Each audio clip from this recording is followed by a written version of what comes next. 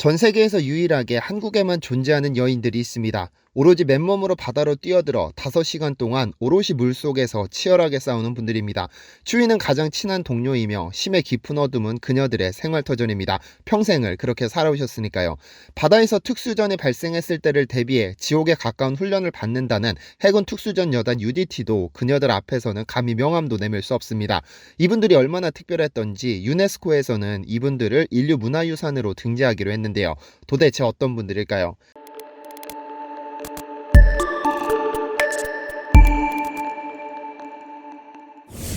안녕하세요, 디스멘터리입니다. 지난 2021년 1월 17일 인류는 또 하나의 기네스 신기록을 경신합니다. 러시아의 40대 여성이 시베리아의 바이칼 호수 아래에서 무려 1분 50초 동안 물 밖으로 나오지 않고 85m를 수영했다는 보도가 전해졌습니다. 그냥 호수에서 수영하는 것이 뭐가 어렵냐 하겠지만 그녀가 도전한 분야는 무려 25cm 두께로 꽁꽁한 얼음이었습니다. 이 도전에 성공한 주인공은 올해 41살이 된 러시아의 예카테리나 네크라소바입니다. 그녀는 러시아 정교회의 성탄절인 1월 7일 매년 바이칼 호수에서 열리는 수영대회 참가에서는 물속에서 1분 50초 동안 오로지 수영복만으로 85m를 이동했다고 하는데요. 그녀는 영하 25도의 날씨에서 체온의 손실을 막아주는 보호복이나 물갈퀴 없이 오로지 그녀의 근력으로 도전에 성공했습니다.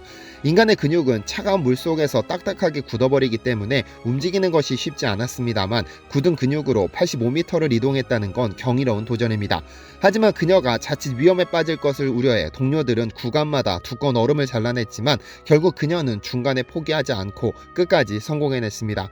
이러한 얼음 및 수영은 덴마크의 스티그 세버린센이 2013년 그린란드에서 76.2m를 성공한 적이 있었고, 지난 2019년 2월에는 남아프리카 공화국 출신의 여성 엠버 필러리가 노르웨이에서 70m를 성공해 세계 신기록을 보유하고 있었습니다만 2년 만에 새로운 기록이 경신됐는데요. 그런데 이 뉴스가 전해지자 정말 대단한 기록을 성공해냈다는 댓글들 속에는 그녀들이 감히 명함도 내밀지 못하는 분들이 있다는 말도 있었습니다. 바로 한국의 해녀들이죠. 전 세계에서 산소통 없이 맨몸으로 바다에 뛰어들어 생계를 꾸리는 여성들이 사는 국가가 있습니다. 바로 한국과 일본입니다.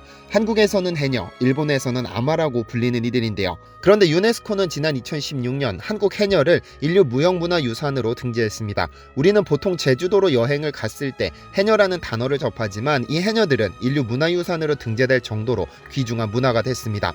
사실 해녀들의 삶은 저승과 이승을 아슬아슬하게 오고 가는 고단한 삶입니다. 오로지 생계를 유지하기 위해 산소 마스크 없이 맨몸으로 수심 10m 내외를 오가며 물질이라는 특수한 노동을 이어온 해녀들은 세계적으로도 굉장히 희귀한 것으로 인정받으며 끈질긴 생명력과 강인한 개척 정신의 상징으로 자리 잡고 있죠. 그래서 유네스코는 이 해녀 문화를 컬처 오브 제주 해녀라고 명명해 등재시켰습니다. 사실 제주도 해녀에 대한 관심이 커진 것은 그리 오래되지 않았습니다. 과거 제주도의 경제를 지탱하는 버팀목이자 주역이었고 강인한 여성을 상징하면서 생과사를 넘나드는 고된 일상은 후대에게 권할 만한 직업이 되지 못했죠. 따라서 고령의 해녀들을 끝으로 한때는 그 맥이 끊기는가 싶었지만 그녀들의 환경 친화적이면서도 원초적인 어로 방식, 동료에 대한 배려와 공동체 정신, 해녀들의 신앙과 독특한 의례 등이 관심을 받으면서 이를 보존하고 계승하려는 움직임이 활발해졌습니다. 이에 제주도 구자읍 하도리에는 이러한 해녀들의 삶과 개척 정신을 기리기 위해 2006년 해녀박물관을 조성했죠. 특히 이 일대는 1932년 일제강점기 시절 일제의 수탈에 맞서 생존권을 지키기 위해 벌인 전국 최대 규모의 해녀 항일운동이 일어나 역사를 만들었던 곳입니다. 이곳은 그래서 해녀가 가장 많이 거주한다 하여 해녀마을이라고 불립니다. 지난 2016년에 개봉한 고이영 감독의 물숨이라는 다큐멘터리 영화가 있습니다. 이 영화는 바다에 살고 바다에서 죽는 제주 해녀들의 삶을 7년간 취재해 다큐멘터리 영화로 제작되었는데요. 그녀들의 삶 곳곳을 깊이 있게 취재한 것으로 해녀들의 삶을 자세하게 엿볼 수 있죠. 해녀들은 물에 들어가기 전 7kg짜리 납덩이를 찹니다. 부력으로 몸이 물 위로 뜨지 않도록 강제로 자신들을 눌러주는 납덩이죠. 그리고 수확물을 담는 태왁을 물질 내내 옆에 두고 오로지 물안경과 비창의 의지에 바닷속으로 스며듭니다. 해녀들은 한번 물질을 시작하면 음식은커녕 8시간 동안 물 한 모금도 마시지 못합니다. 꽤 오랫동안 숨을 참았다 내쉬면서 하루 최대 7시간 동안 연간 90일 정도 물질을 하죠. 한번 잠수할 때마다 1분 이상을 물속에서 전복이나 성게 등 조개류를 채취하는데 이들의 물질 능력에 따라 하군, 중군, 상군의 세 집단으로 분류됩니다. 상군 해녀들은 나머지 해녀들을 지도하죠. 이렇게 목숨을 내놓고 하는 일임에도 1년 수입은 고작 3천만 원이 조금 넘는 수준이지만 그녀들은 이 물질로 자식들 밥 먹이고 대학교 보내고 시집도 장가도 보냈습니다. 그런데 이 직업에 계집여자가 들어갔을 만큼 유독 성별이 고정되어 있는 것은 굉장히 특이한 일입니다. 여성만이 하는 일이라는 뜻일 텐데요. 아마도 배 타고 바다에 나가 고생하고 있을 남편을 위해 가게 경제에 조금이라도 도움이 되고 싶어 시작한 일이 아닐까 합니다. 하지만 물질을 하고 싶다고 해서 누구나 바다로 뛰어들 수 있는 것은 아닙니다. 해녀들에게는 잠수어업증이라는 것이 있어서 그것을 취득해야 정식으로 물질을 하고 채취한 해산물을 판매할 수 있는데요. 이 어업증은 어촌계 해녀들에게 전부 승인을 받은 후에 제주도청에 정식으로 허가를 받습니다. 그 이후에야 비로소 정식으로 물질을 할 수 있는 자격이 생기죠. 어쨌든 이렇게 바다에서 물질로 해산물을 채취해 생계를 유지하는 해녀들의 정신은 유네스코가 인류 무형문화유산으로 지정할 만큼 특별했습니다. 유네스코 무형유산위원회 산하의 한 전문가는 제주 해녀는 물질 기술로 생계에 기여해 여성의 권리를 신장했으므로 감사받기에 충분하다고 말했죠. 그래서 이를 컬처 오브 제주 해녀라고 등재한 겁니다. 그런데 제주 해녀만큼이나 이 타이틀을 노렸던 이들이 있습니다. 바로 일본의 해녀 아마인데요. 한자로 해녀를 쓰지만 일본어로는 아마라고 부릅니다. 해녀의 기원은 삼국사기에 기록되어 있는데 제주에서 해녀들이 진주를 채취해 진상했다는 기록이 있습니다. 일부에서는 바다에서 먹을 것을 구하기 시작한 원시시대부터 시작됐다고 하지만 기록상으로는 삼국사기가 가장 오래되었죠. 일본의 아마는 한국보다 그 역사가 짧고 그 기원은 제주의 해녀라는 사실이 정설처럼 받아들여지죠.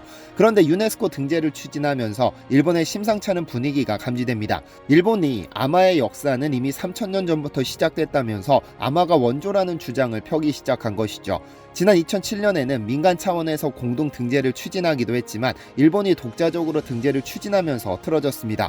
그리고는 2012년 여수 엑스포에는 아마 섹션을 따로 만들어 대대적인 홍보에 나섰고 2013년 9월에는 아마의 본고장으로 알려진 미해현으로 외신 기자들을 전부 초대한 적도 있습니다. 이 때문에 프랑스 일간지 르몽드와 AFP 통신에는 해양을 중심으로 형성된 독특한 여성 문화의 주인공으로 아마가 소개되기도 했었는데요. 그런데 이런 공격적인 왜곡 마케팅 뒤에는 전 일본 총리 아베 그리고 그 아내가 있었습니다. 지난 2011년 동일본 대지진으로 가장 많은 피해가 생긴 이와테현은 미해현과 함께 가장 많은 아마가 활동하는 곳입니다. 이에 침체된 이와테현의 지역 경제를 되살리기 위해 정부는 아마 마케팅을 시작했죠. 그렇게 2013년 이와테현의 한 어촌마을을 배경으로 아마가 되려는 소녀의 이야기를 그린 아마짱이 NHK를 통해 방영되면서 큰 인기를 끌기도 했습니다.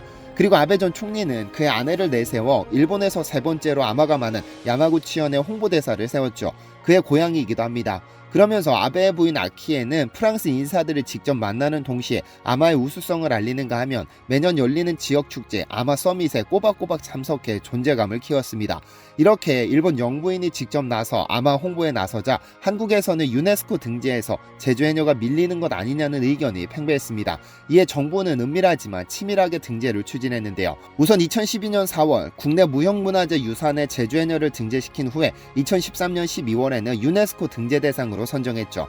제주 어촌계 및 문화재청이 제공한 콘텐츠로 외교부와 유네스코 한국위원회 그리고 민간 전문가들이 영어 신청서를 작성했고 주 유네스코 대표부는 현지에서 제주 해녀의 유일무이함을 강조하면서 회원국들을 직접적으로 공략하는 전략을 세웠습니다. 하지만 일본은 총리와 영부인을 내세우는 파격적인 행보를 보였지만 내실 있는 준비는 부족했습니다.